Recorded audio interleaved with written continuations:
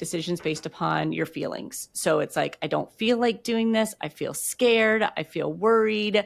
I don't feel motivated. Those are all feelings-based decisions, which are very fleeting. We feel things that, if you're hungry, you're going to feel differently than if you're not hungry. You could make a bad decision just because you're hungry, right? If you haven't had... Welcome to the 10-Minute Mogul Podcast. I'm Adam Zucker alongside my incredible wife. I'm Randy Zucker, and we're here to revolutionize your real estate investing journey. We built our success from the ground up through determination, courage, massive action. We created a portfolio of motels, multifamily properties, and renovated over 100 homes. We understand the challenges other investors face and know firsthand how tough it can be to pivot in the real estate game and reach that next level. That's why we developed a powerful method to help you prioritize your time, maximize your life, and build legacy wealth. Let's spend 10 minutes together to change your life. Welcome to the 10-Minute Mogul Podcast. We are joined today by the incredible, next level, Angie Wisdom. Angie is a people developer and a business developer. She is a master certified coach, speaker, and the co-owner of Wisdom Trading. She's the best-selling author of The Non-Negotiable You and the creator of the Morning Mindset Journal. Angie is also the host of the Sharing Wisdom podcast and also somebody that Adam listens to, and as do I, and journals everything that you ever say and practices it every single day. So thank you, Angie. Oh, thanks for having me, you all. I'm excited to be here. We're excited to have you. Adam? Yeah, so we had the opportunity to meet a few months back in Nashville. I really got a lot out of your speech, and I want to share a couple of things that really took away. So every morning I've been journaling, and you talk about, doing the 3 daily questions. I'd like you to walk through and kind of explain how that works. Absolutely. The basis of anything that you want to accomplish in your life, success, the portfolio you want to grow, anything that you want to have comes from yourself. So if we think about that, we have to know ourselves better than we know anybody else or anything else. And the way you get to know who you are is by reflection, by creating awareness with yourself. So I have a whole kind of journaling practice, a morning mindset journal, but 3 questions that I'll give people just in case, like you don't want to do the whole journaling, but just to reflect on every single day. You can gain so much knowledge is setting it. If you set intentions for yourself at the end of the day, saying, did I accomplish my intentions? This is a way to get honest with whether or not you have done what you set out to do. It's not judgment. So if the answer is no, it's not the end of the world. I actually get a little excited when it's no, because the next question is, what got in the way? And this is such a powerful coaching tool because most people go through life making the same mistake again and again and again. It's, it's like you're banging your head against the wall over the same problem. So when you can pinpoint what got in the way, you get to coach yourself, you get to learn a little something and show up and do it different the next day. And then another question is, what did you learn? We learn something every single day. And if you're not taking in that knowledge and kind of like reflecting on it and putting it into practice, there's a study that shows that what we learn disappears within 24 hours, half of it within 24 hours. So when you ask yourself what you learned, you're kind of like cementing it into that subconscious mind. Wow, I didn't even know that, but that makes so much sense that it can like disappear in your brain. Why don't you talk a little bit though about your book, The Non-Negotiable You? The Non-Negotiable You is really, it's a book, but it's really a guide. It's about becoming the very best version of yourself that you know inside and out that can lead you to the life and success that you want. It's a very personal guide because I went through all this. I was not achieving with fulfillment in my life the way I really wanted to. And I kind of hit a wall at one point in the financial industry services. And there just wasn't joy. I was successful, but there wasn't joy and fulfillment. And I am 100% sure and confident in saying that you will never be as successful as you can be if it is absence of joy. So we have to have joy and fulfillment in there to really reach our full potential. That set me down this road of really self-discovery, of trying to figure out, what don't I know about myself? What is getting in the way? How is my mind controlling me? And I put together this really step-by-step process to guide yourself through going from where you are to becoming the non-negotiable you. And when you when you scan the QR codes in there, when you do the worksheets, you do the journal, you truly end up with this relationship with yourself that's capable of anything, because you know who you are. You know what you value. You know how to make decisions based upon those values. You trust yourself. You guide yourself. You quit worrying about what other people think about you.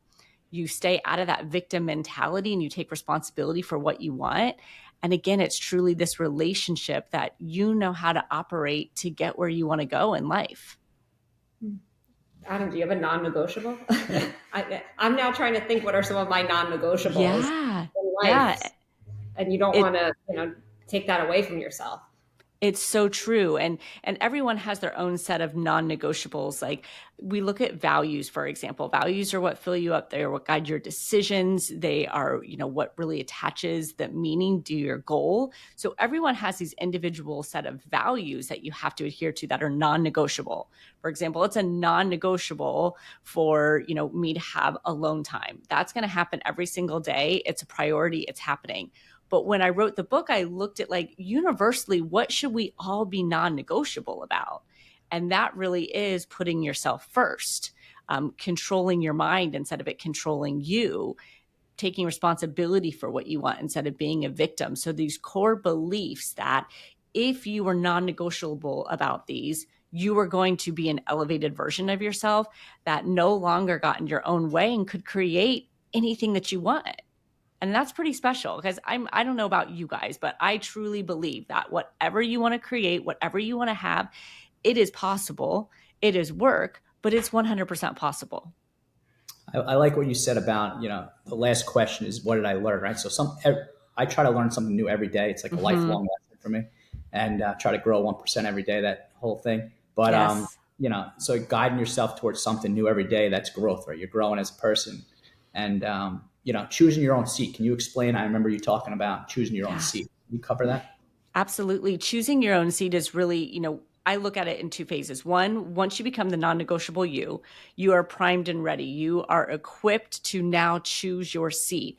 And choosing your seat is like, where do you want to be? What do you want in your life? What do you want to create? What do you want your day to look like? We take for granted that we have so many choices, that we have so much power to live the way we want to live, to have as much money and to create the success that we want, to have the relationships, all of it. But it's about that empowerment. We have to envision it. We have to know what we want in order to choose that. So if you set out and you say, well, I want to, be financially free. I want enough passive income coming in to pay for all my living expenses. I want, 4 different boutique hotels. I want this many properties. That's part of envisioning, okay, what does your seat look like? And if I don't want to do the day-to-day work of some of this, it would go to somebody else. Again, that's part of envisioning what you want. Once you have that vision, you can choose that seat. You're like, nope, that's not my work. This is my work. No, this is why I would make this choice. That's not why I would do this. So it's really about envisioning what you want your day-to-day to look like, your life, all of that, and then taking action every single day that aligns with it. I know another important portion of it you talked about is actually showing gratitude, right? That's kind of the final piece of that, I think. Can you talk about just showing that? Gratitude is huge. People think of it as like kind of this woo-woo-y thing. Like, yeah, sure, I'm grateful. I'm grateful for my health, my family, I have a roof over my head. It's not about that. I mean, yes, you can be grateful for that. But what people are missing with gratitude is that it's actually a total mindset shifter. You can find opportunity in any challenge, any upset, if you find gratitude for it. There's a scientific term for it, psychology term, and it's called cognitive reframing. When you can find gratitude for something that you don't think you're grateful for, you've shifted your mind. You've allowed yourself to see it from a different perspective, and then you find opportunity. Without that, we pretty much just put the blinders on.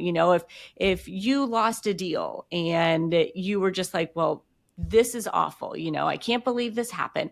Basically, you put the blinders on and you become a victim to it. It is what it is. Doors closed. But when we go, why did this happen for me? What am I supposed to see here? How can I be grateful for this happening?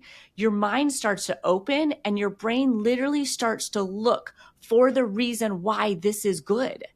And all of a sudden, you'll probably have another deal 2 days later and you'll go, oh my gosh. If I did not lose that other deal, I would have never gotten this deal.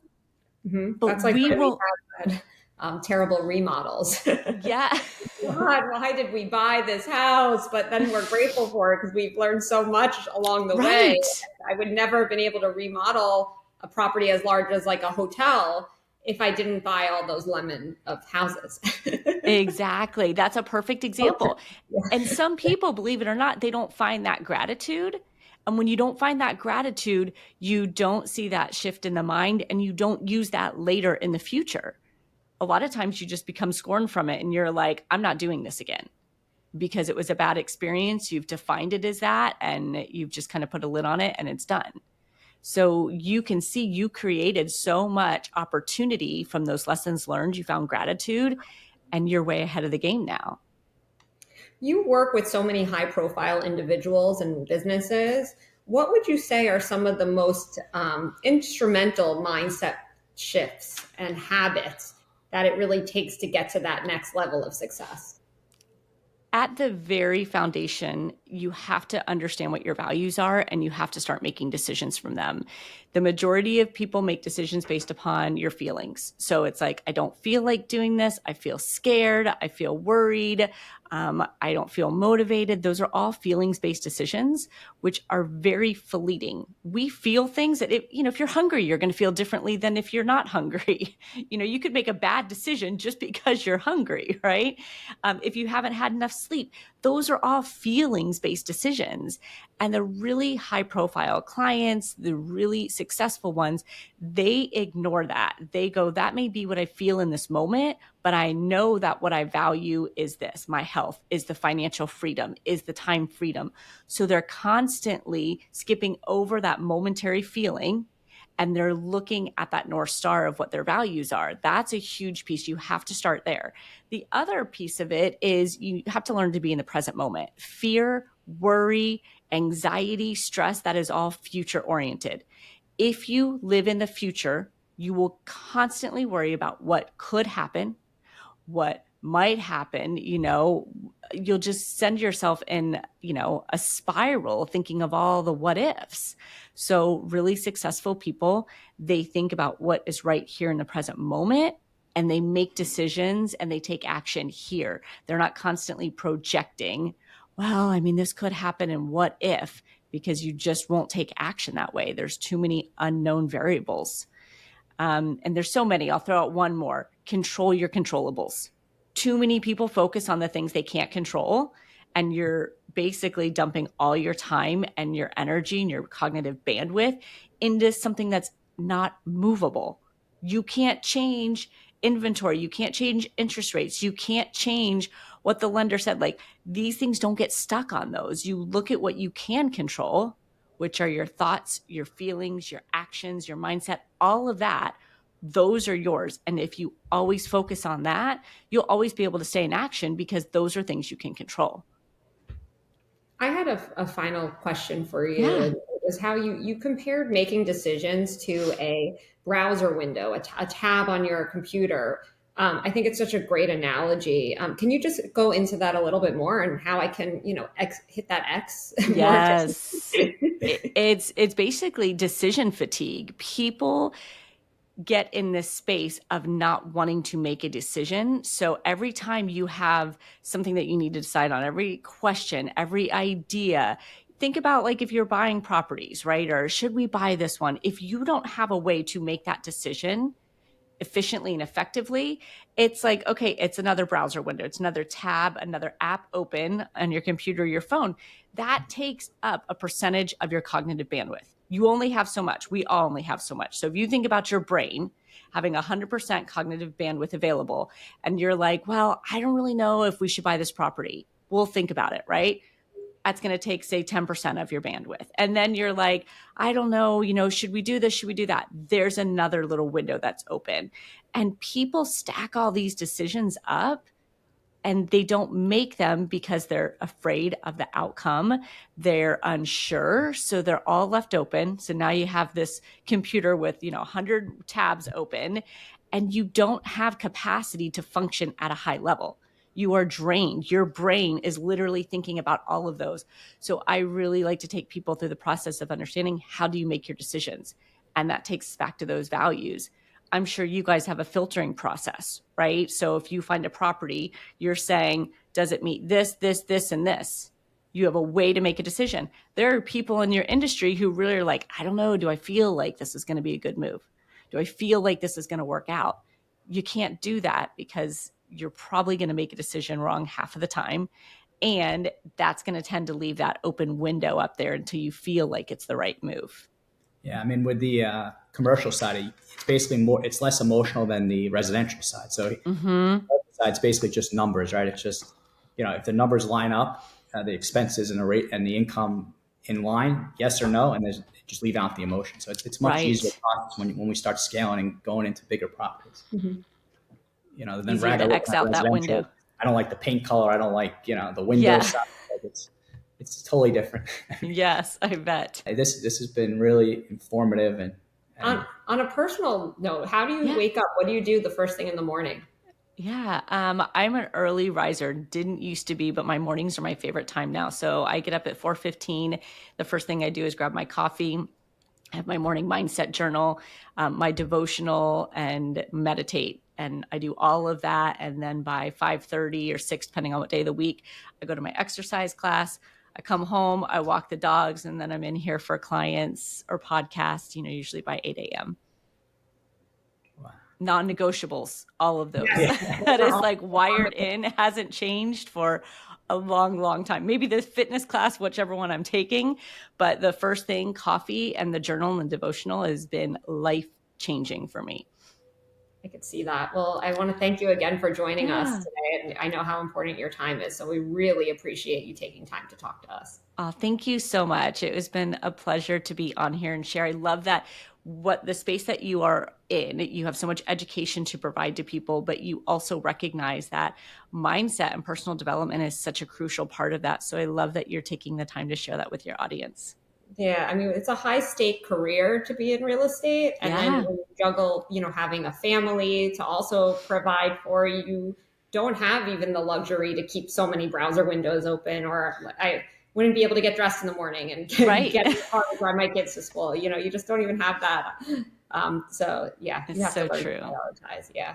Well, thank you again. Thank you so much. Thanks.